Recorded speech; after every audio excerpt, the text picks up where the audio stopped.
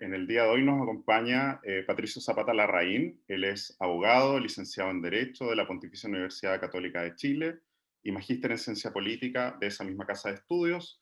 Además, es máster en Derecho de la Universidad de Harvard en Estados Unidos, candidato a doctor en Derecho por la Universidad de Chile. Fue además jefe de la División Jurídica del Ministerio Secretaría General de la Presidencia, autor de libros sobre el Tribunal Constitucional y numerosos artículos referentes al derecho público, además de ex decano de la Facultad de Ciencias Jurídicas de la Universidad Andrés Bello, siendo también columnista regular de La Tercera y panelista de Radio Cooperativa. Profesor Zapata, quería preguntarle en primer lugar, ¿por qué quiere ser constituyente? Hola Juan Pablo, hola Jorge, hola Francisco, hola amigas y amigos de este podcast.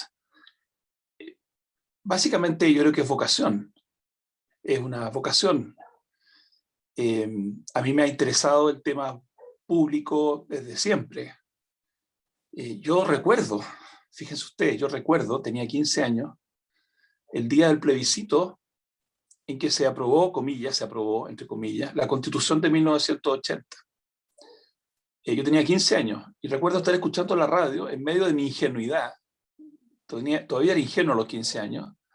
Pensaba que tenía alguna posibilidad del no en ese plebiscito del año 80 que se hizo sin registros electorales, sin tribunal calificador de elecciones, sin acceso a la prensa por parte de los opositores. Y desde entonces, una y otra vez, he estado convencido que necesitábamos hacerle cambios importantes a la Constitución. Luego me convencí que ya el camino de los cambios había dado todo lo que podía dar.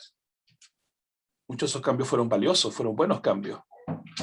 Los del 89, los del 2005, pero me convencí, allá por el 2009, que el camino de la reforma, que había sido un camino valioso, repito, había dado todo lo que podía dar y se necesitaba algo más ancho, algo más profundo, si ustedes quieren. En cuanto al proceso, y algo que permitiera echarle una mirada de conjunto. Entonces, tengo una vocación, tengo un interés largo, muy largo. Vengo hablando de nueva constitución, quienes escuchan, por ejemplo, el primer café en Radio Cooperativa, que quizás no son tantos jóvenes, pero por lo menos desde el 2008 vengo hablando de esto. Casi uno podría decir el loquito de la nueva constitución. Probablemente, junto a otro candidato por el mismo distrito 10, somos los dos que llevamos más tiempo hablando de esto. No lo voy a mencionar, pero puede ser obvio. Es profesor de Derecho de la Universidad de Chile, usa lentes y tiene poco pelo, como yo. Así que tengo una larga historia, una convicción profunda y creo que puedo ser útil. Creo que puedo ser útil en la convención. Vale. Eso de loquito de la nueva constitución es interesante, ¿no? Una interesante figura quizá de propaganda. Pero vale, usted, bueno, primero que nada agradecerle su presencia acá en el espacio de este podcast. Y me gustaría consultarle respecto, quizá más al hueso, respecto a lo que se viene como en la elección para las fuerzas, digamos, de oposición o del progresismo en alguna medida. Y no es sorpresa para nadie, no es noticia nueva que el apruebo, digamos, que marcó casi un 80% en la elección, tiene, entre quienes votamos por esa opción, varias listas de las cuales elegir. La lista del apruebo, Chile Dignidad, la lista del pueblo y un montón, ¿no? Ahí parece existir un fenómeno de dispersión electoral y quizá ideológica muy grande en las fuerzas progresistas, versus la fuerza, digamos, de la centro-derecha o de la derecha oficialista que lograron presentar una lista unitaria, ¿no? Entonces, en ese sentido y considerando la relevancia histórica que tiene el proceso constituyente, digamos, y como alguien que lo lleva pensando y discutiendo desde hace muchísimo tiempo, ¿cuál es su juicio respecto a esta dispersión que existe, ¿no? en el proceso netamente eleccionario?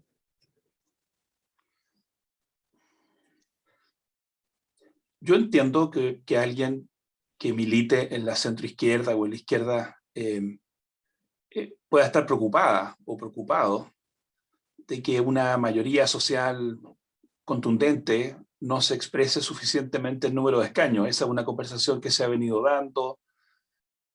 Pero yo voy a hacer en esto bien la firme, como se llama el programa de ustedes. No es que a mí no me importe eso, pero a mí lo que más me importa es, uno, primero que vote harta gente. Y por supuesto, la situación actual, como no soy un inconsciente, me pone en una preocupación de que podamos conseguir que vote masivamente la ciudadanía. Eso es importante para el proceso. Segundo,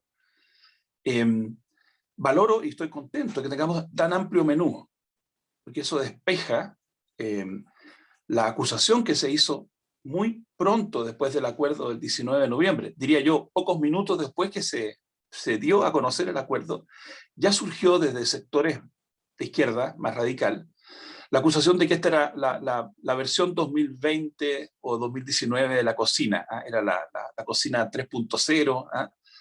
Y a mí me complace mucho poder hoy día decir con argumentos que tenemos paridad, que tenemos escaños reservados para pueblos originarios y tenemos un amplio abanico de candidaturas, que por supuesto es un problema desde el punto de vista de las cuentas que sacan las listas, es un problema desde el punto de vista de los candidatos, pero que despeja ese argumento guión pretexto.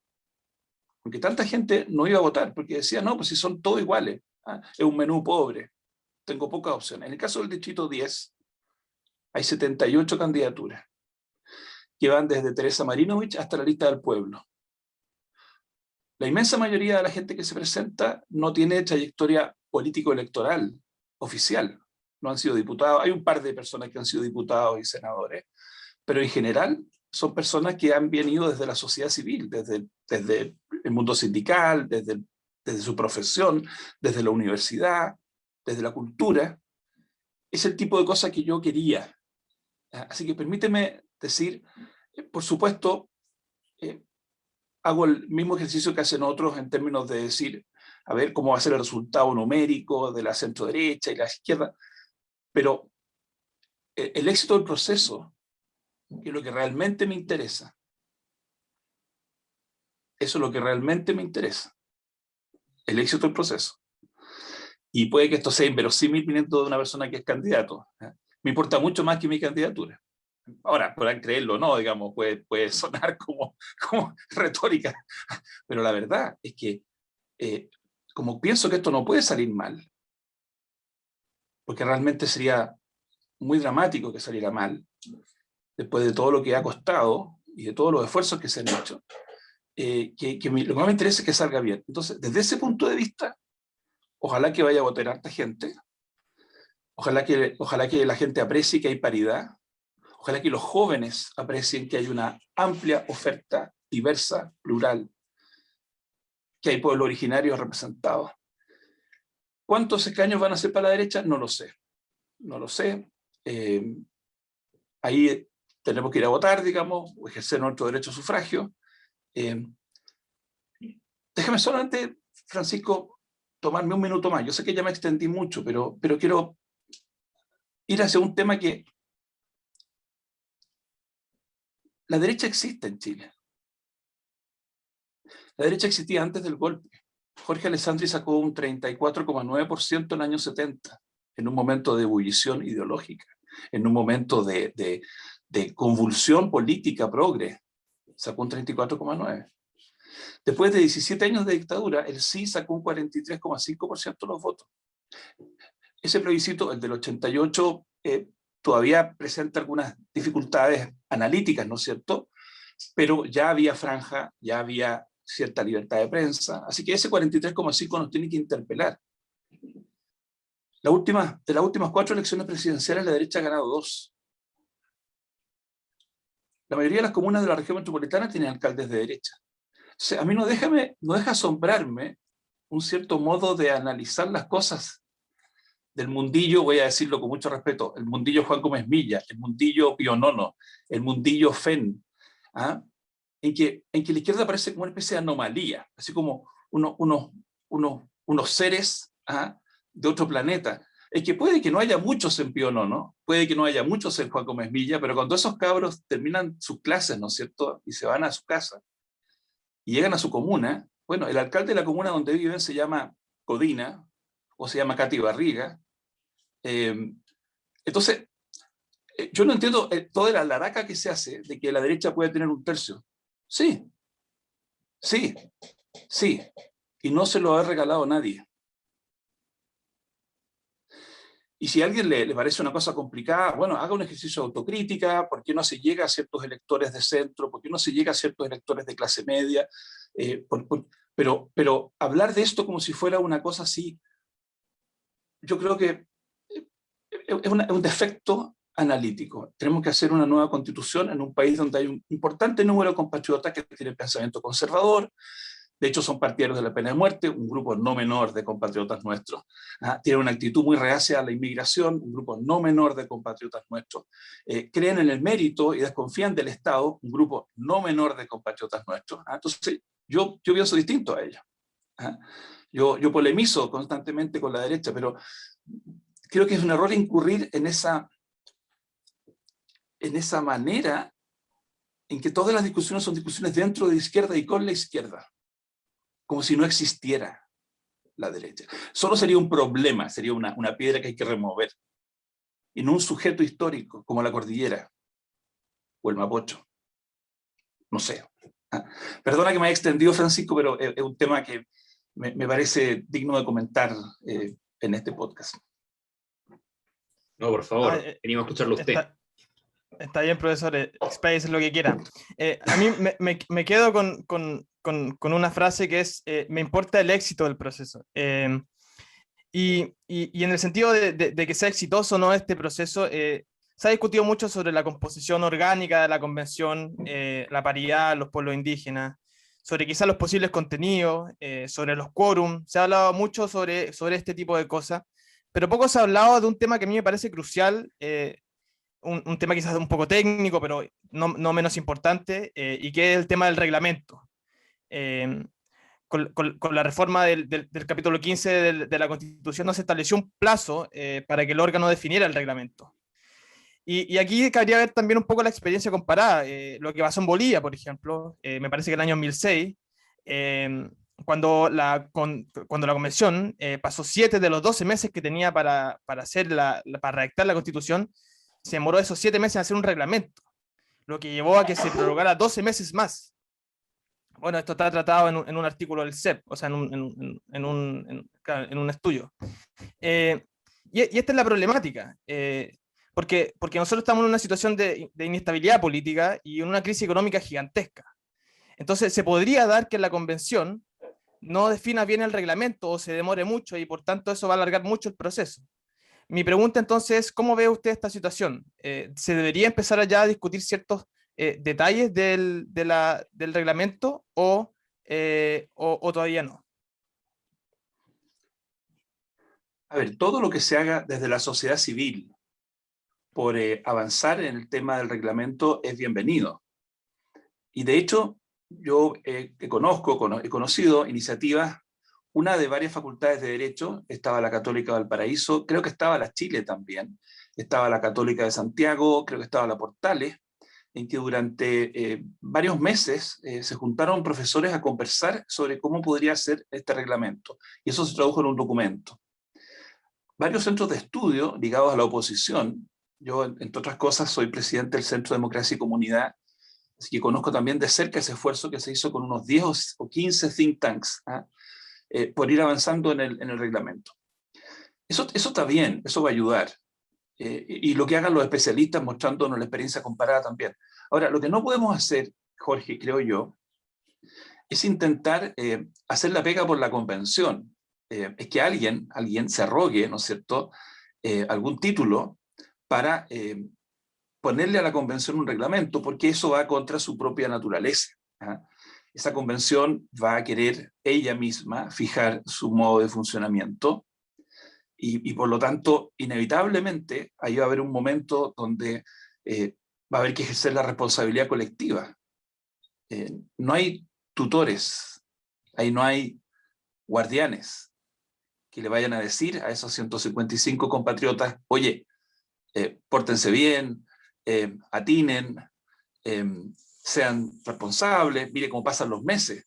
Va a ser un momento de ejercicio cívico republicano en el más puro sentido de la palabra, es decir, uno asume la responsabilidad. ¿Ah? Y yo espero que cuando la gente vaya a votar, entre otros muchos factores, y hay muchos factores para votar por alguien, uno de los factores que tomen en cuenta es la capacidad de la persona en quien están confiando de ser un aporte al proceso constituyente y no solamente una persona que tenga una cierta potencia expresiva. ¿Ah? Eso es importante, que los candidatos expresen algo, expresen alguna molestia, algún dolor, alguna demanda. Eso no me parece malo. ¿Ah? Pero ojalá que junto con eso, esas candidatas y candidatos también tengan esta otra capacidad de sentarse a escuchar y a conversar, porque el tiempo no va a sobrar. Tú lo dijiste al pasar, Jorge. ¿Ah? El tiempo no va a sobrar y va a ser un tiempo convulso, es un tiempo convulsionado. Entre medio tenemos elección presidencial, entre medio. Eso no estaba previsto así originalmente, pero así es la cosa. ¿Ah? Esto pudo ser de otro modo. De hecho, la presidenta Bachelet lo pensó de otro modo en el 2015, sin desempleo, sin pandemia, en un país con otras circunstancias. No fue. El país tiene claro quiénes son los principales responsables de que no haya sido en ese momento. Esto pudo ser el año 2020, no pudo ser por la pandemia. Tenemos que hacerlo ahora. No tiene mucho sentido llorar sobre la leche derramada. Son circunstancias poderosísimas. Pero ese 80% a mí me confirma de que tampoco tenemos la opción de chutearlo de nuevo. O sea, solo se puede postergar y se justifica postergarlo si es que hay una urgencia sanitaria impostergable. Esa es la única condición. Toda la otra suma de dificultades lo vuelve más difícil, pero no es razón o motivo para chutearlo de nuevo, porque el problema no va a mejorar por el paso del tiempo, no se va a resolver solo. La política va a seguir siendo una política polarizada, entre otras cosas porque este no es un problema solo chileno. Si este fuera solo un problema de Chile, y uno pensara que estamos pasando por un momento un poco tóxico, pero que en 2 años más vamos a volver a tener conversaciones de tipo Cicerón, yo les diría, ojo, miren el planeta, y es bien probable que sigan habiendo discursos tipo Bolsonaro, Duterte, Trump, Erdogan, y que sean más o menos exitosos. Eso es la época que nos tocó vivir nomás. ¿Ah? Así que, en suma, el reglamento lo tiene que hacer la convención. Ojalá lleguemos con alto trabajo avanzado en el plano académico, pero no tiene mucho sentido que un grupo hoy día, por ejemplo, anuncie: tenemos un reglamento, porque va a ser mal recibido por el resto. ¿Ah? Va a ser visto como un acto de imposición. Yo creo que con mucha humildad hay que llegar ese día, no sé, será el 1 de junio, una vez que se hayan proclamado las y los ganadores, a esa primera sesión, y una vez que se hayan establecido las confianzas humanas, tomará eso un par de días de mirarnos las caras, si es que tengo el honor de estar ahí, de sentarnos a trabajar en un reglamento. Profesor Zapata, ¿qué recuerdos tiene de la elección de la FEUC en la cual usted resultó triunfador y en qué medida esa experiencia le ha servido para ser candidato el día de hoy?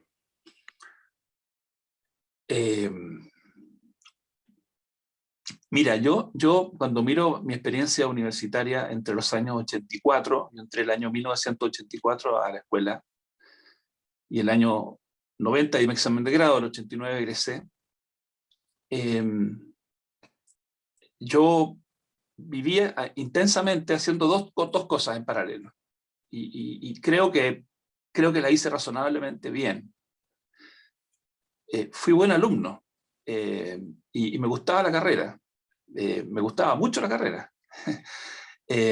Fui ayudante, publiqué artículos, y fui candidato varias veces, Juan Pablo. Fui candidato a delegado de curso en primer año, fui delegado al claustro estudiantil, que es una especie de senado universitario, en segundo año. Fui candidato a centro de alumnos en tercer año, y fui candidato a la FEUC en cuarto año. O sea, ahora que lo pienso, mirando para atrás, me lo pasé de candidato. ¿Ah? Cada vez que la elección era en derecho, en mi escuela, yo perdía. Por razones, quiero pensar que no eran solo culpa mía, sino que era un ecosistema adverso, sin ser yo un progresista muy encendido, ¿ah? Yo estaba a la izquierda de mis compañeros en la Escuela de Derecho de la Católica en esa época. ¿Ah? Yo era un decidido opositor a la dictadura, no andaba con remilgos, ni medias lenguas, ni medias tintas. ¿Ah? Era muy categórico en esa materia. Están por ahí algunos recortes y cosas. La elección de la FEUC, Juan Pablo, fue bien especial porque me permitió acercarme a otras escuelas, a otras facultades. Yo tenía amigos en otras facultades, pero fue muy bonito eso, ¿eh? Recorrer ingeniería, ir a arquitectura. Y yo sentía una enorme responsabilidad de que compañeras y compañeros, en esa época votaba el 90% en la Católica, ahora vota como el 60, 65%, pero votaba el 90%. Y yo me sentía súper comprometido. Tengo que agregar, Juan Pablo, que mi vínculo con la Universidad Católica es bien profundo. Mis dos papás trabajaron ahí toda su vida. Mi tata trabajó ahí. Mis 3 hermanos estudiaron ahí conmigo. Mis 3 hijos estuvieron ahí. Yo solo tengo un rollo con el club deportivo, digamos. No me gusta la franja, no me gusta la Católica. ¿Eh? Pero entonces, fíjate tú, para un joven, con esta relación tan estrecha con la universidad. Uno no debería hacer esto en un podcast con gente de la Chile, digamos, pero estamos diciéndola firme. ¿Eh? Era muy bonito ese desafío. Y más encima tocó, que era el año antes del plebiscito, y la derecha presentó un candidato, compañero curso mío, que era probablemente uno de los candidatos más explícitos en su apoyo a Pinochet. De todos los posibles candidatos que tenía la derecha. Tenía otros candidatos más moderados, entre comillas, o abiertos, o aperturistas, pero llevaron a José Antonio Kast. Entonces fue bien evidente la opción que había para mis compañeras y compañeros. ¿Eh? Votar por alguien que estaba a punto de ser presentado como candidato por 8 años más por la Junta, y que llevaba 17 años, y que había impuesto en la Universidad Católica una contrarreforma muy brutal, que había reemplazado al rector Castillo Velasco por un almirante, y que había intervenido áreas importantes de las ciencias sociales en nuestra universidad. Fíjate que nosotros ese año 87 habíamos dado mucha pelea solidaria con ustedes, con la Chile, porque fue la designación de José Luis Federici, uno de los últimos intentos de la dictadura por racionalizar desde arriba. Lo estoy diciendo de la manera más suave posible, incluso dando el beneficio de la duda, de que era un intento de racionalizar, pero impuesto, ¿no es cierto? Impuesto contra la comunidad. Y por lo tanto el lema de mi campaña fue defender la universidad ante una dictadura que era muy poco amable con lo universitario, por decirlo suavemente, y luchar por la democracia. Defender la universidad y luchar por la democracia. Guardo un gran recuerdo, fue una bonita victoria. No sé si fue buena mi FEUC o no, eso ya tendrán que juzgarlo otras personas, pero hicimos cosas bien entretenidas. Yo dediqué mucho tiempo a pelear contra una ley, la 18.971 puede ser, que traspasó el viejo crédito fiscal a las universidades y pasó a llamarse crédito universitario. Lo que era crédito fiscal, que administraba el fisco, se le traspasó a las universidades. Y cada universidad identificó condiciones nuevas para este crédito. Y en la Católica no se les ocurrió nada mejor que exigirle 2 avales. Estamos hablando, Juan Pablo, de jóvenes que habían entrado a estudiar a la Católica con crédito fiscal, con ciertas condiciones. Estaban algunos de ellos en 3º, 4º, 5º año, con crédito fiscal. Y la dictadura decide traspasar la administración de esos recursos, la administración del crédito, a la Católica. Y la Católica, no sé, para mejorar la cobranza, para mejorar decide exigirle para la renovación del crédito a personas que ya están en la universidad, que llevaban 2 o 3 años, presentar 2 avales, que tenían que tener una situación de solvencia económica importante. Era como un banco. Y nosotros identificamos por lo menos a 1.120 jóvenes de la Católica, de los 10.000, que no tenían la posibilidad de conseguir esos avales. Y dimos una pelea muy intensa, muy intensa. Y conseguimos que se flexibilizaran los criterios, que se creara después la beca Juan Francisco Fresno, financiada por empresarios, pero logramos que la Católica cambiara el criterio.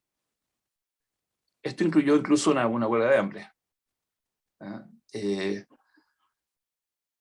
Eso fue una parte de mi gestión como FEUC, pelear para que un grupo importante de compañeros de universidad no tuvieran que terminar sus estudios abruptamente por esta decisión y por la insensibilidad de la universidad, que el mismo año que estaba comprando el centro de extensión, haciendo una inversión monumental en el centro de extensión, para celebrar el centenario de la Católica, estuviera desprendiéndose ni más ni menos que de 1.000 jóvenes. O sea, a mí no se me olvidan esas cosas, no es que me haya quedado pegado, ¿ah? pero la lógica economicista de algunas vicerrectorías económicas en esa época en la Católica, yo no la olvido. Yo no la olvido. Vale, muchas gracias, profesor. Me gustaría, aprovechando que mencionó el porcentaje de votación tan alto que tuvo, de participación más bien que tuvo, que existía en ese tiempo en la FEUC, ciertamente que existió en el plebiscito y que hemos ido viendo también cómo ha ido decayendo lamentablemente en los últimos procesos eleccionarios en Chile, aunque el plebiscito de entrada parece que marca un mayor interés. Relacionado con eso, ahí teníamos, como usted bien mencionó y graficó, un momento bastante álgido de las posturas. Las posturas parecían más o menos bien contrarias. Había gente que también en los discursos se planteaba así, casi como una lógica de enemigos y amigos, aliados y enemigos. Y actualmente pareciera que en el escenario político hay, no solo en la derecha, sino que también en la gente de izquierda, un reflotamiento de esa forma de referirse al otro, de no reconocer en el adversario político, como lo acabo de mencionar, un adversario, alguien con quien uno está legítimamente en desacuerdo, pero que al final del día no es un enemigo. No sé, le gustaría preguntarle qué opina de eso, de ese fenómeno usted, que al final no es pareciera que eso está reflotando y a mi juicio y a juicio de muchas personas le hace un gran daño a la calidad del debate público.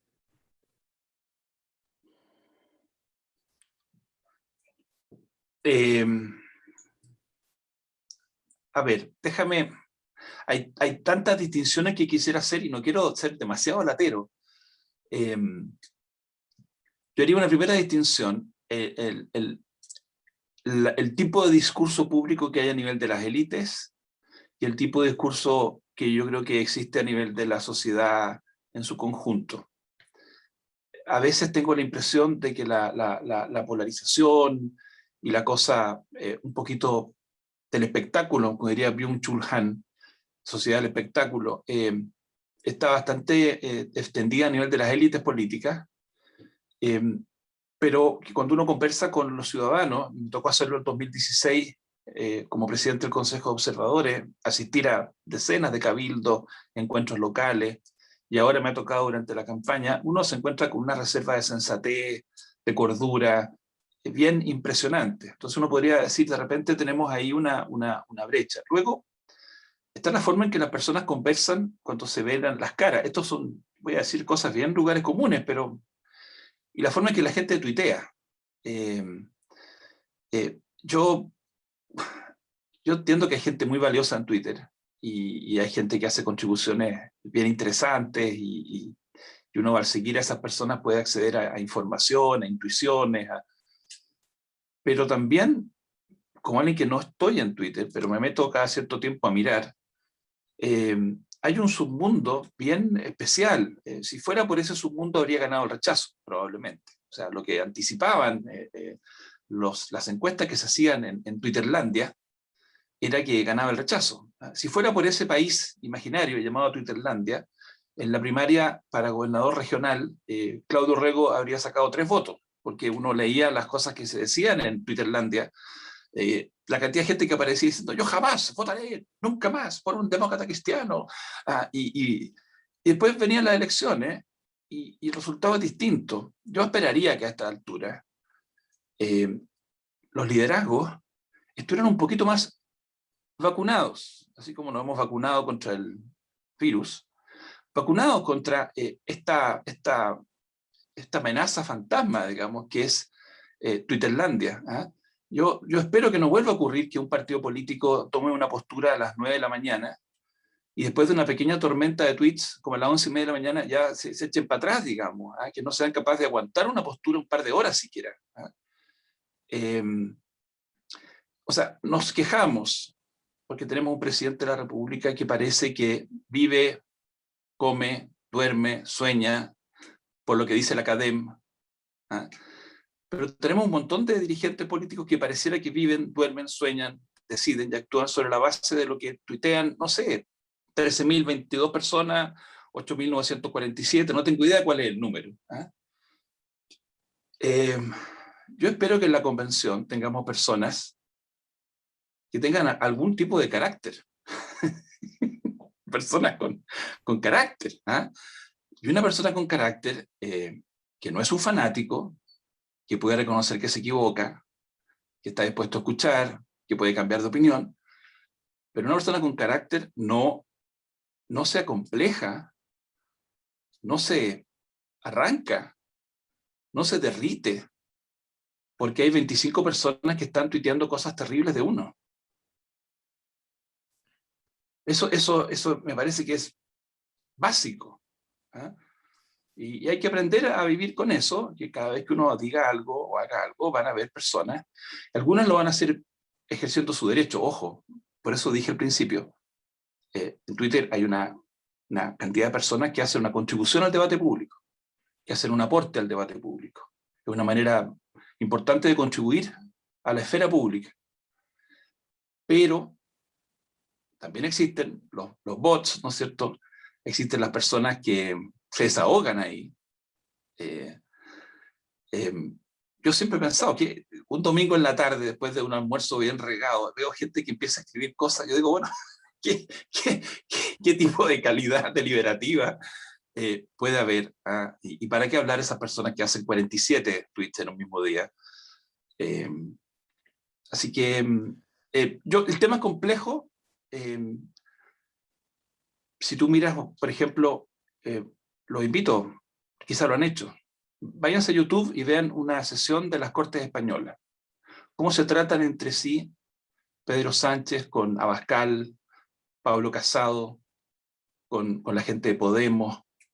Es horripilante. Han llegado a un nivel de descalificación. La forma en que Trump intentó llevar el debate a un pantano, el primer debate con Biden. Entonces, es un tema bien complejo. Al final, la única reserva es la ciudadanía, que no premie con su voto esas conductas y que nosotros vayamos siendo muy duros y claros en desasociarnos de quienes usan esos lenguajes. Profesor, o sea, aceptamos la invitación ante todo para ver esas sesiones. No sé si tendremos el tiempo, pero lo intentaremos. Pero me suena algo, me hace ruido algo en su discurso. Por un lado está esta idea de la virtud cívica, de la participación ciudadana, de la altura que tienen que tener los representantes, de carácter, de no dejarse llevar por el Twitter. Pero por otro lado tenemos que la política y el espacio de poder en el que se mueve la política hoy en día son las redes sociales. Y esta cuestión se ha visto intensificada por la pandemia y por esta era digital. Le cito al mismo Byung-Chul Chan cuando en su libro El enjambre dice que las redes sociales algo que conllevan es la pérdida del respeto, de la distancia. Entonces, ¿cómo llevar adelante un discurso de esta especie de virtud cívica y virtud republicana, de deliberar con argumentos y con razón, si realmente también ocurre que en la realidad la política se hace con descalificación, con faltas de respeto, donde muchos candidatos buscan el voto fácil en Twitter, buscan el voto fácil en las redes sociales, y eso es una realidad, eso no se puede negar, está ahí a la vista. Entonces, ¿cómo hacer compatible la idea de querer realmente una participación republicana y cívica de la gente, cuando en realidad las condiciones de posibilidad de eso son bastante precarias? A ver, dos cositas, Jorge. Son tremendas preguntas. Son más para un Habermas que para un Zapata. Pero desde mis medios, primero, hace 2 meses atrás yo andaba por la vida con un Nokia del año 95. Yo no tenía WhatsApp, no tenía redes sociales, y tenía una cierta distancia con la que justificaba mi decisión, ¿ya? Debo reconocer que, así como dije lo que dije sobre algunas personas en Twitter, pero que tienden a marcar mucho la pauta, que estoy muy maravillado de lo que me ha permitido hacer en esta campaña Instagram, por ejemplo, o Facebook, y estoy maravillado de lo que permiten cosas como este podcast, los live. Vinieron como algo milagroso en la pandemia, porque vienen a ser un sustituto, no perfecto, es lo que hay, digamos, pero vienen a ser un sustituto para algo que era indispensable. Yo me he quedado noches conversando. Anoche estaba, por ejemplo, conversando con 26 personas de una comuna de mi distrito. Estaban en sus casas, era la noche del viernes, y estábamos conversando. Y hubo tiempo para escuchar, y antenoche eran otras 50 personas, y mañana van a ser otras 40 personas. Entonces, yo no demonizaría las tecnologías. Yo diría, tenemos un conjunto de personas que están viviendo las vidas de una manera muy ansiosa, y que están viendo la política de una manera muy individualista, y que están desahogando muchas veces su rabia y su frustración. Todo eso son fenómenos culturales bien profundos. No sé si achacárselos a la tecnología. En una de esas tiene más que ver con el tipo de sociedad que hemos construido económicamente. Marx diría tiene más que ver con la infraestructura que con la superestructura. Ahora,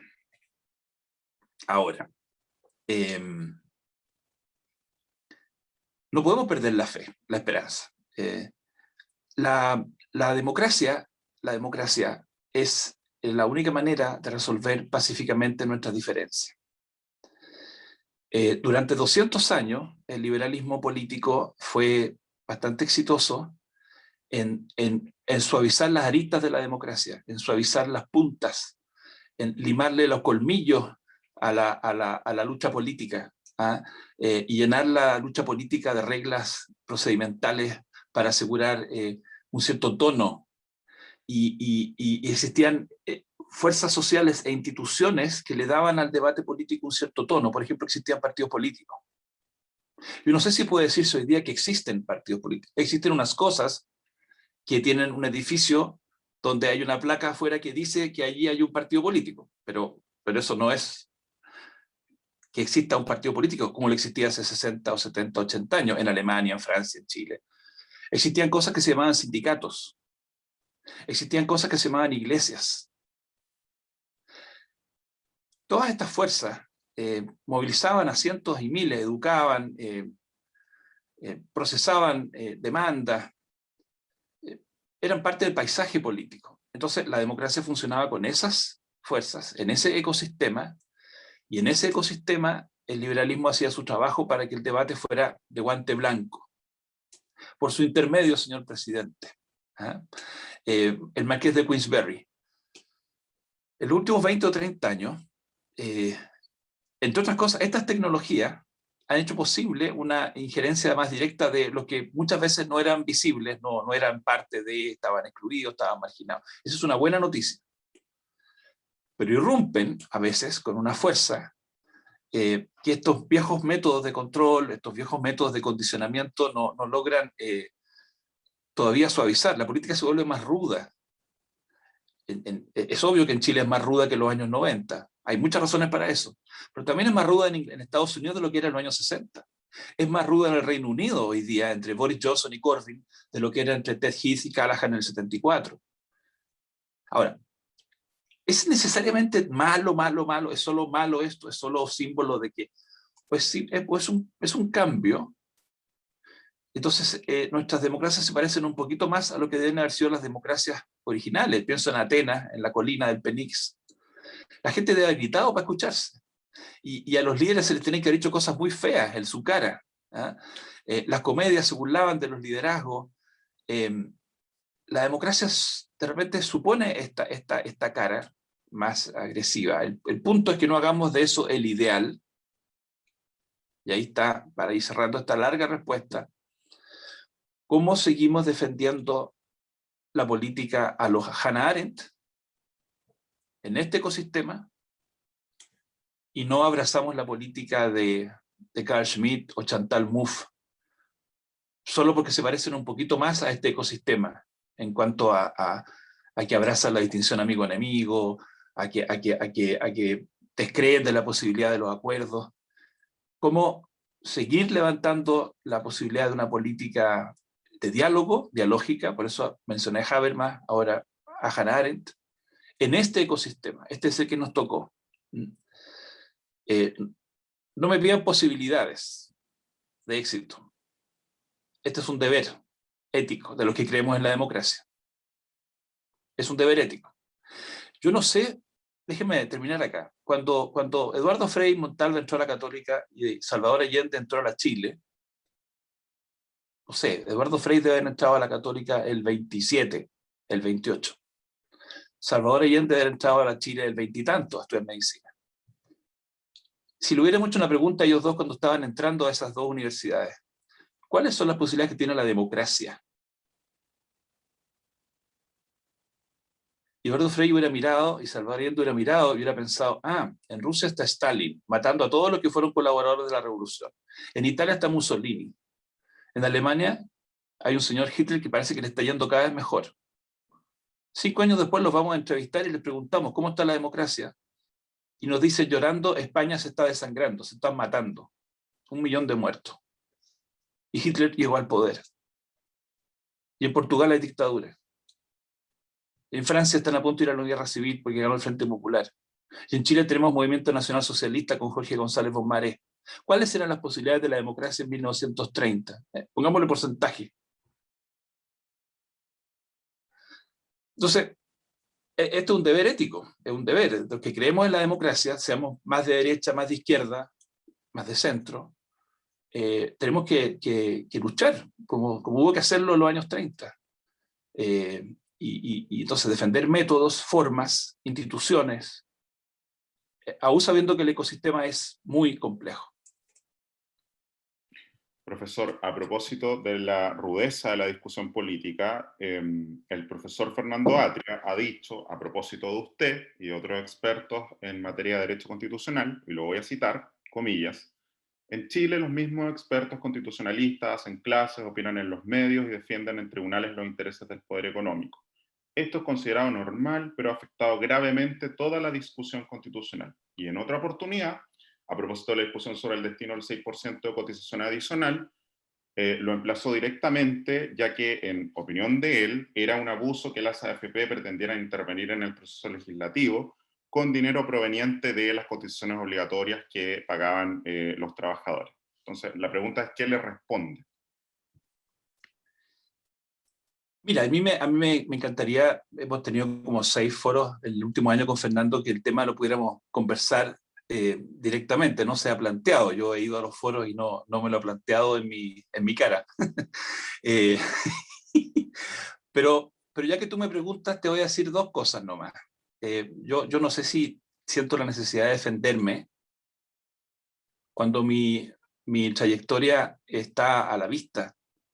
Mis posiciones jurídicas, políticas, están a la vista en los libros que he escrito, en lo que he dicho en Radio Cooperativa durante 12 años, lo que he dicho en el Mercurio, en La Tercera, y quienes conozcan un poquito eso saben que no responden esas opiniones a los intereses, o a los grandes intereses, o a los enormes intereses de los poderosos en Chile. Yo entiendo que hay países que insulan al académico y buscan que el académico no sea además litigante, y que tampoco opina en política. Eso pasa en Alemania, por ejemplo. Y es una opción, un académico puro y duro. Nosotros pertenecemos a otra tradición. En Chile, desde no sé, José Victorino Lastarria, nuestros profesores de Derecho Constitucional, José Victorino fue el primer profesor de Derecho Constitucional que hizo clase públicamente. Como ustedes lo saben bien, José Joaquín Mora hacía clases en su casa, Andrés Bello hacía clases en su casa, a José Victorino Lastarria lo contrató la Chile el año 43 para que hiciera clase en la Universidad de Chile. Y José Victorino Lastarria escribía columnas en los diarios, fue candidato a diputado al Partido Liberal, lo exiliaron por sus opiniones políticas, y debe haber habido gente en esa época que decía que era poco académico él. Hemos tenido muchos profesores que han sido abogados. Yo soy abogado, además de ser profesor. Tengo una oficina en la calle Merced. Yo he ganado juicios. Eso no lo pueden decir todas las personas. He ganado juicios por los que me han pagado y he ganado muchos juicios por los que no me han pagado. Yo podría decir, por ejemplo, que cuando los senadores que estaban contra la ley de pesca, el año 2012, querían ir al Tribunal Constitucional, me pidieron a mí que fuera a alegar contra la ley de pesca porque era discriminatoria la forma en que liberaba del deber de ir a subastas o licitaciones a los incumbentes. O cuando se quiso anular la licitación del litio del presidente Piñera, las organizaciones del cobre me pidieron a mí que fuera el abogado que presentara la nulidad de derecho público. O cuando los diputados del Frente Amplio quieren recurrir contra el decreto de Piñera por los inmigrantes haitianos o contra la ley de inmigración, me piden a mí que sea el abogado. O cuando, en fin, se está discutiendo una reforma legal y es posible que se aplique la libertad condicional a los presos de Punta Peuco, la presidenta de la Cámara de Diputados, que es socialista, me pide a mí que sea su abogado. En todos y cada uno de esos casos, he sido abogado gratis. Y podría citar muchos más. Y en la mayoría de esos casos he ganado la causa. Porque a diferencia de otros profesores de Derecho Constitucional, yo también soy abogado. En el sentido más propio de la palabra. No tener un papel en la pared que está firmado por 8 o 9 supremos. No, yo soy abogado. Y he tenido clientes distintos. Puedo defender cada uno de mis informes. Los informes son públicos. Los informes se presentan ante los tribunales de justicia. No hay nada oculto, no hay nada escondido. Así que yo estoy súper tranquilo. Mis opiniones sobre, en fin, los retiros las he dado públicamente, sobre los fallos del Tribunal Constitucional. Tengo libros analizando la jurisprudencia del tribunal. Imagínense ustedes, efectivamente, y aquí sí, Juan Pablo, te voy a reconocer un punto. Es complejo cuando uno trata de hacer las tres cosas. Sí, cuando uno trata de ser abogado y académico es complejo, porque uno escribe un libro y critica algunos fallos del Tribunal Constitucional, y eso es complejo si uno además está alegando a veces ante el Tribunal Constitucional. Es complejo. Es complejo hablar a veces en la cooperativa de temas políticos y tener clientes. No es sencillo. Es algo con lo que muchos abogados en Chile han tenido que vivir, y si alguna vez uno lo hace mal y no maneja bien el potencial conflicto de intereses, yo estoy súper abierto a que me lo digan. Y si alguna vez es más serio que eso, a que haya, por supuesto, el reproche.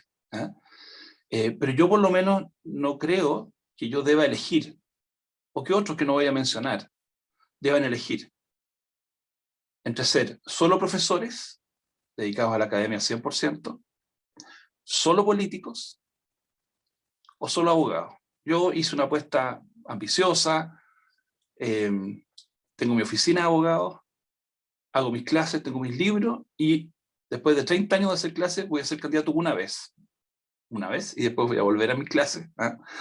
Es raro que la crítica a veces la hagan personas que claramente están hoy día en una carrera política. Decidida, digamos, de largo aliento, digamos. Pero bueno, mira, déjame decir una última cosa más. Esto no debería decirlo. Yo tengo mucho respeto intelectual por Fernando Atria. Lo encuentro un aporte a nuestro debate constitucional. Y todos los años le pido a mis alumnos, no le pido, le exijo que lean los textos de Fernando. Y ninguna refriega de campaña, ni menos un par de tweets escritos a las 11 de la noche, van a cambiar mi apreciación, mi valoración de su talento, de su capacidad. No tengo nada malo que decir de él. Vale. Profesor, una pregunta quizá un poco más programática. Mucho se ha hablado en el debate, particularmente los debates, digamos, que se dan en medios quizás más populares que este, respecto a la discusión de derechos sociales. Pues se habla mucho de los derechos sociales, derecho a la vivienda digna, derecho al agua, etcétera, pero pareciera que poco, digamos, espacio se le da a un tema que quizá es menos sexy, pero también puede ser bastante, es muy importante y ciertamente también puede ser interesante, que dice relación con, dado que tenemos una hoja en blanco, ¿no? ¿Qué vamos a hacer con la organización del Estado, con la maquinaria, si se quiere, del Estado? Que al final también es una de las partes más encargadas quizá de la parte ejecutiva que podamos de lo que pueda quedar plasmado en el nuevo artículo de la Constitución que consagre los derechos sociales.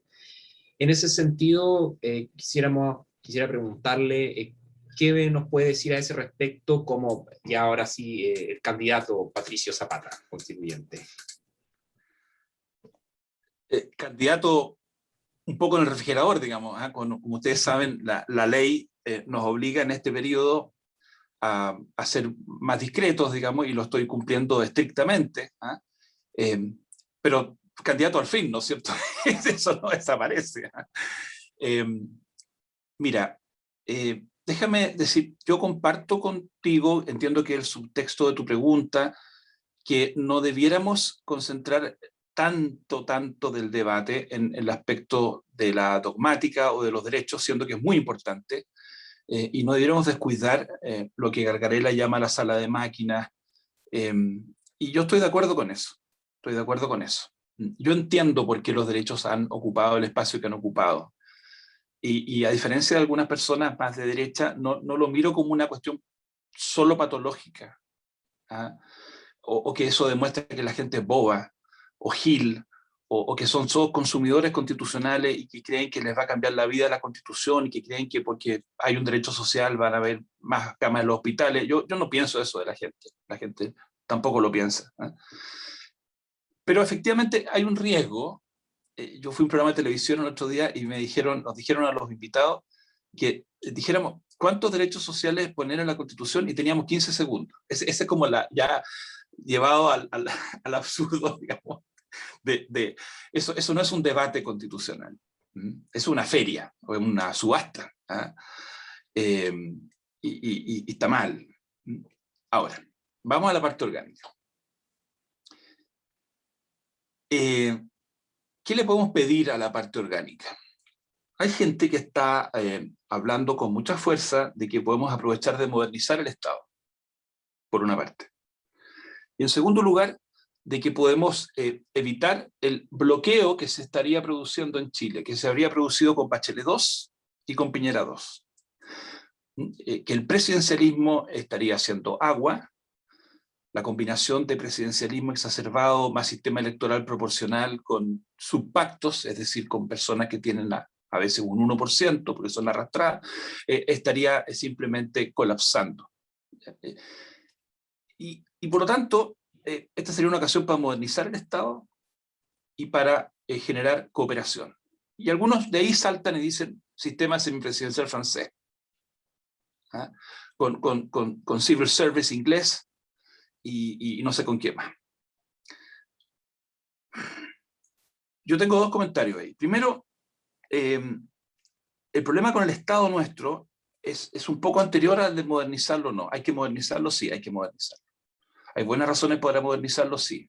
Y no solamente un prurito tecnocrático, hay razones que tienen que ver con los ciudadanos, con la calidad de los servicios que reciben y la oportunidad de los servicios que reciben. Pero el problema anterior es el de la naturaleza del Estado. El problema más político.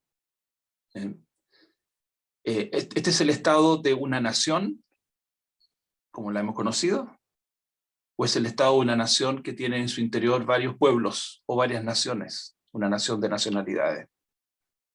Esa es una cuestión sobre la naturaleza del objeto, no del mejor management. En su relación con trabajadores y empresarios, en lo que refiere al orden público económico, el Estado es un Estado que puede ser visto por el trabajador también como un Estado suyo, a la hora de velar por sus derechos. El tema de la perspectiva de género tiene que ver también con la naturaleza del Estado. Es transversal. No se trata de colocar un artículo que diga la mujer tiene tales y tales derechos, ¿no es cierto? Entonces, yo he polemizado con algunos amigos, más bien de centro derecha liberal, de Bópoli, algunos de ellos, que enfatizan mucho que esta es la ocasión para modernizar, y le he dicho sí, sí, pero no escabullamos el problema previo que está detrás de la demanda de nueva constitución, que es previo al sistema electoral proporcional corregido, y tiene que ver con la naturaleza del Estado. Un Estado que es visto como un Estado para algunos pocos, y no para todos. Eso. Y segundo comentario, y esto puede ser más polémico, yo creo que una buena constitución puede fomentar buenas prácticas gubernativas, por supuesto. Y tenemos que construir una constitución que incentive la cooperación y el diálogo. Pero ninguna buena constitución asegura los buenos gobiernos y la buena gobernanza. Así como hay un populismo de izquierda que a veces parece pensar que una buena constitución asegura mejores sueldos, hay un cierto, comillas, populismo, es un extraño populismo tecnocrático liberal, que piensa que una buena constitución garantiza gobernanza. Este sería un problema de gobernanza. Entonces, traigamos el sistema francés o el parlamentarismo, como si en Israel, parlamentario, con sistema proporcional puro, Knesset de 120, no hubieran tenido 4 elecciones en 4 años, y estuvieran mega bloqueados. Como si en España, con el mismo sistema parlamentario, el mismo sistema constitucional y el mismo sistema electoral que tenían en el 78, no hubieran tenido 4 elecciones en 5 años, y estuvieran mega bloqueados. Como si en el Reino Unido o en Estados Unidos, con otro sistema electoral mayoritario, con otro sistema, uno parlamentario, otro presidencial, no estuvieran mega bloqueados. No estoy diciendo que dé lo mismo. Lo que estoy diciendo es, lo que puede hacer una buena constitución es promover cierto tipo de comportamiento y conducta, disuadir otros, puede tratar mejor a las organizaciones, puede tratar peor a las organizaciones sociales y políticas, pero no asegura buena gobernanza. ¿Qué es lo que sí asegura el constitucionalismo? O trata de asegurar que no haya abuso de poder. Me quiero detener en eso. Yo no quiero olvidarme en la convención de que uno de los propósitos del constitucionalismo es evitar la concentración del poder y el abuso de poder. Y no quisiera que por tener más eficiencia o eficacia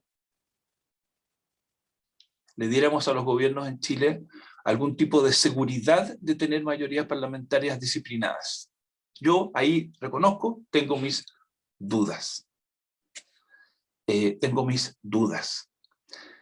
Yo prefiero afirmar con fuerza checks and balances democráticos, que tienen menos que ver con el Tribunal Constitucional, que no tienen nada que ver con el COSENA, tienen mucho más que ver con tribunales cada día más independientes, interna y externamente, y con un Congreso más robusto. Yo creo en checks and balances. Y estoy dispuesto a pagar un costo en coordinación, con tal de tener checks and balances. La Constitución norteamericana no impidió que eligieran a Trump, y no impidió que deteriorara la política, y fuera una vergüenza en su política. Pero no pudo transformarse en dictador, porque los tribunales fueron independientes, y el Congreso actuó con independencia. Eso es lo que le puedo pedir a una constitución responsablemente. Entonces yo no quiero perder de vista, Francisco, en la discusión orgánica, la independencia de los tribunales, 1, interna y externa. Hoy día hay problemas con la independencia interna, hay problemas. Ese es un tema muy importante. Robustecer al Congreso. Y me van a decir, pero ¿cómo vas a robustecerlo? Si mira, es un espectáculo. Perdónenme, pero este Congreso, cuando se lo necesitaba, en la hora más difícil y en la hora más dura, hizo las dos cosas que tenía que hacer, para los cuales existen los Congresos. Encontró una solución política a una crisis casi terminal y pacífica, y voceó las demandas de la gente que tenía necesidad de plata. Representó a la gente. El Congreso hizo su pega en estos últimos 2 años y medio. Lo que pasa es que efectivamente la estética y la retórica son bastante impresentables a veces, y Me cuesta a mí hacer este argumento de defensa, porque no, sí. Profesor, Me extendí. un poquito, ¿no? Pero al menos la última pregunta de mi parte. Se habla mucho de derechos sociales. Carlos Peña en su último libro, La cuestión constitucional, al referirse a este tema de los derechos sociales, mencionaba que más allá de si puede o no ser justiciable, o sea, más allá de si alguien, un ciudadano va a un tribunal y dice, quiero que el Estado me dé esta prestación, él dice que los derechos sociales sirven como una especie de integradores de la sociedad. Vale decir que nos unen, que algo tenemos en común. Pero sin embargo, si uno ve el estado actual de Chile y la crisis económica que se nos viene, una deuda que va ascendiendo, un crecimiento que va en descenso, esto hay muchos estudios, ¿cómo compatibilizar tener derechos sociales con realmente hacerlos como prestaciones positivas que realmente se puedan pagar? Porque claro, Carlos Peña dice, integrémonos como sociedad con derechos sociales, pero entonces los vamos a tener en la Constitución y no van a servir de nada. ¿Cuál es la vía para realmente asegurar estos derechos sociales? Un recurso de protección nuevo, modificado, y cómo compatibilizar esto con la situación económica, porque a veces la realidad es dura y la realidad hay que aceptarla. No somos un país desarrollado, somos un país en vías de desarrollo. Entonces, me gustaría saber su opinión sobre eso. A ver, yo creo que la idea de un Estado social y democrático de derecho y la idea de que el catálogo de derechos incluye la educación, la salud y la seguridad social es una idea que está en el ADN del constitucionalismo chileno por más de 100 años. El intento de la dictadura por extirparlo fue un intento resistido por la sociedad civil y finalmente fracasado. Y eso que ese intento de la dictadura se dio en un momento en que los vientos globales eran más bien adversos a esa idea de un Estado social, los vientos de Thatcher y Reagan. Pero yo creo que la idea de un Estado social y la idea de derechos sociales está en el corazón de la lucha que ha dado el pueblo de Chile por darse una constitución. Es más importante que lo que piense Zapata o Atria, o lo que piense Jaime Baza, o lo que piense, no sé, William Enrique. Eso está ahí, eso es Eduardo Cruz Coque, eso es Fernando Monkeberg, eso es Gabriela Mistral, eso es Alberto Hurtado. Una constitución chilena que no recoja eso, en mi opinión, va a tener un problema de legitimidad brutal. He partido por la afirmación política primero. Tú quieres que me dirija después a la ejecución técnica, a la más correcta y precisa ejecución técnica. Pero la definición política a mí me parece que es fundamental. ¿Ah? Esto está en nuestro ADN y es bien notable que los nietos o los bisnietos lo levantaran como bandera, así como es bien notable que nosotros en los 80 hubiéramos levantado ciertas banderas pese a los esfuerzos que hizo la dictadura en los colegios durante 10 o 15 años de borrar eso. Esto es muy profundo y vuelve a aparecer, pese a fuerzas globales. Es parte de nuestra alma a esta altura, ¿ya? Por eso que no me hacen sentido las comparaciones con Suecia y Noruega. Es cierto, ellos tienen derechos sociales sin necesidad de ponerlo en la Constitución, porque de alguna manera allá el compromiso se hizo explícito, se hizo fuerte y robusto con los sindicatos y los empresarios. En nuestra historia ha sido distinto, y tenemos que mirar nuestra historia. Ahora vamos a la cosa técnica. Yo creo que podemos encontrar una forma, Jorge, de hacer judiciables o justiciables los derechos sociales. Dejando en claro que el rol principal de configuración es del legislador. Una y otra vez, en los números respectivos del futuro artículo 19, va a haber que aclarar que la configuración precisa del derecho le corresponde al legislador. Eso hay que aclararlo una y otra vez. B, estableciendo un recurso que no sea como el recurso de la tutela colombiana, en que yo voy y reclamo porque me están afectando un derecho punto. ¿Ah? Colocando algún colador o filtro. El recurso de protección actual tiene dos filtros, ¿no es cierto? Tiene que ser un acto ilegal o arbitrario. Lo que hace ese filtro es que yo no puedo ir a una corte y decir, oye, tengo derecho a la vivienda o tengo derecho a la educación, y el juez decide cuánto me da, cuándo me lo da, cómo me lo da. Yo en el fondo voy contra un acto en que el propio Estado no está cumpliendo lo que el propio Estado ha prometido, porque hay una ilegalidad o hay una arbitrariedad. Por tanto, el juez no está él decidiendo, ella decidiendo cuánto me da, sino que le está cobrando la palabra a la representación democrática. Yo tomaría eso del recurso de protección. Hay mucho que cambiarle al recurso de protección, pero yo consideraría una acción con ese filtro para evitar, repito, la explosión del recurso colombiano. Nada que hagamos en todo caso en nuestro texto va a impedir que haya una presión fuerte por un cierto activismo. Hay un par de fuerzas que están operando en esa dirección. Una de ellas es la ineficacia del sistema político que no llega a las soluciones, entonces la presión se va hacia los tribunales. Si tú no tienes ley de ISAPRE después de 15 años, si no tienes reforma de las pensiones después de 15 años, no te sorprendas si por alguna parte se canalice la presión, ¿no es cierto? ¿Ah? Pero la otra es, y aquí voy a dar una lata más técnica, el neoconstitucionalismo como tendencia, como pensamiento, es muy fuerte en estos tiempos. Sobre jueces, sobre profesores, sobre estudiantes, sobre abogados. La pretensión de que la Constitución puede ser la respuesta concreta a los problemas, a todos los conflictos, sin necesidad de mediar por la ley. Eso está detrás de mucho activismo. Y tú no puedes prohibir una corriente jurídica en la Constitución. Tú no puedes resolver en la Constitución un problema que tiene una connotación.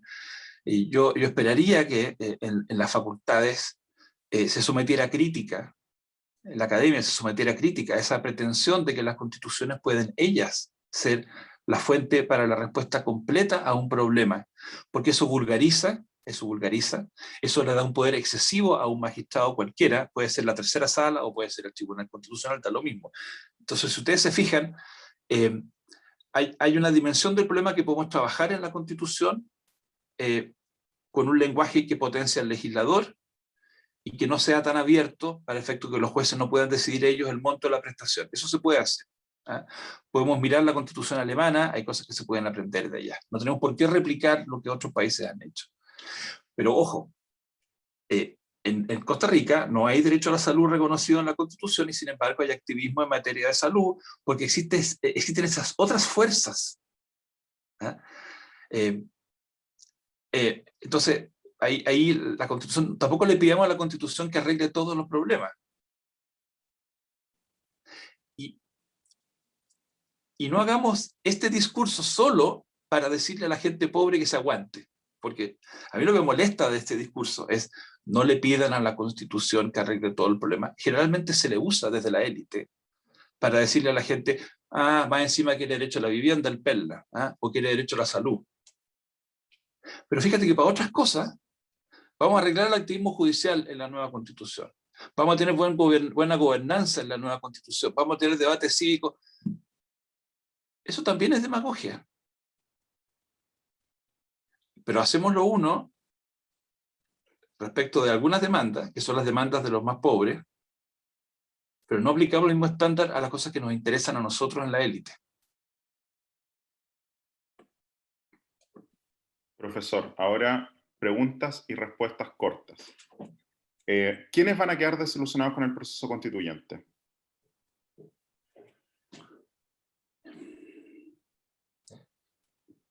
Cuando digo cortas, 1 minuto, 1 minuto y medio de respuesta, porque no pienso así que 2 palabras.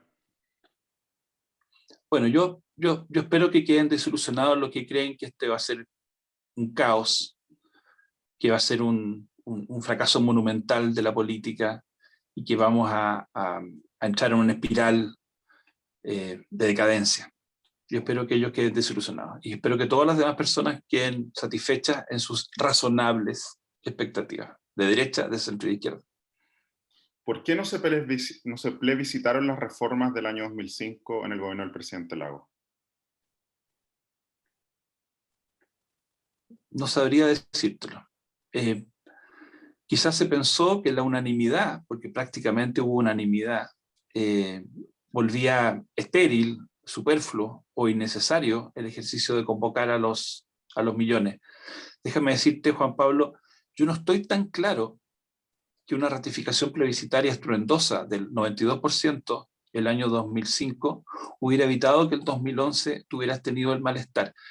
La legitimidad es una cuestión que se gana y se pierde todos los días, todos los días. Entonces, es cierto, tendría más pedigrí democrático la reforma del agua del 2005 si hubiera habido un plebiscito, sería más fácil defenderla.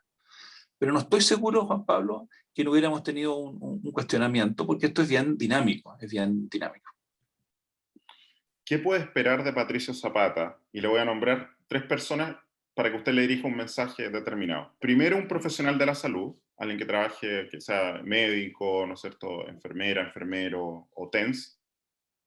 ¿Qué puede esperar esa persona del profesor Zapata? Que voy a dedicar toda mi energía, toda mi fuerza, toda mi capacidad a construir puentes en la convención, a sacar un buen proyecto.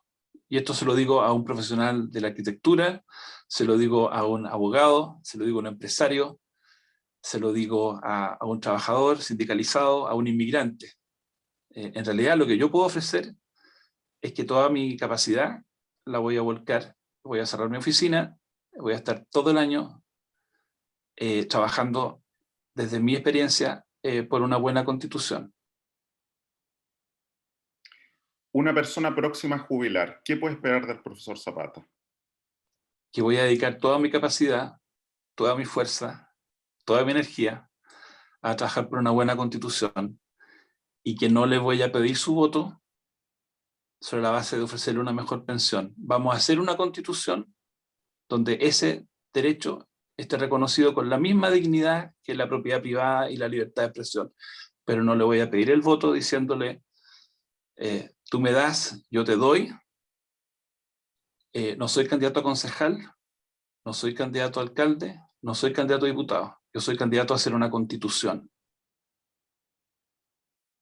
Profesor, a propósito de las elecciones presidenciales que son a fin de año, ¿Giles o Lavín? Ninguno de los dos. Ninguno de los dos, ya. ¿Jadwe o Narváez? Pablo Narváez. Ya. En materia musical, Los Prisioneros o Soda Stereo. Oye, espero que no sea el titular Zapata apoya a Narváez y que sea entre Jadwe y Narváez. Pero no me pierdo entre Jadwe y Narváez. No me pierdo. Depende de cuánto confía en nosotros. Claro. ¿Cuál es su libro favorito, profesor? No de derecho, por supuesto.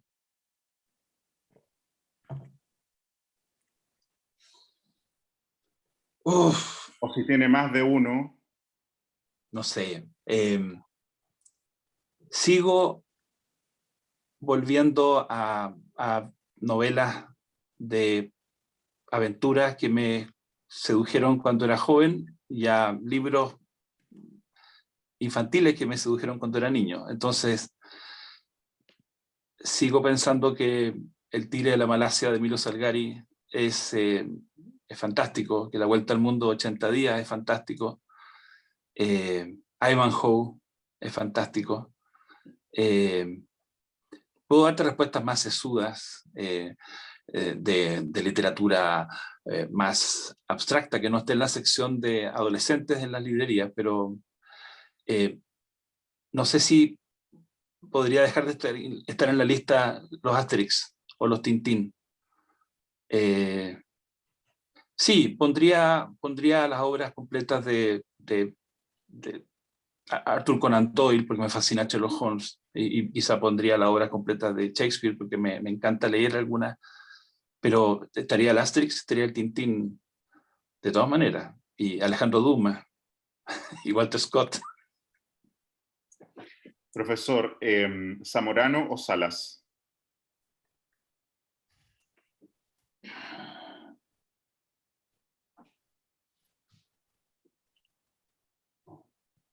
Yo creo que Sala. Entre otras cosas porque mi hijo mayor adoraba a Marcelo Sala. adoraba a Marcelo Sala. Entonces, es por eso. Bueno, profesor, estamos muy agradecidos de haberlo tenido acá en el podcast. Buenas noches y mucha suerte.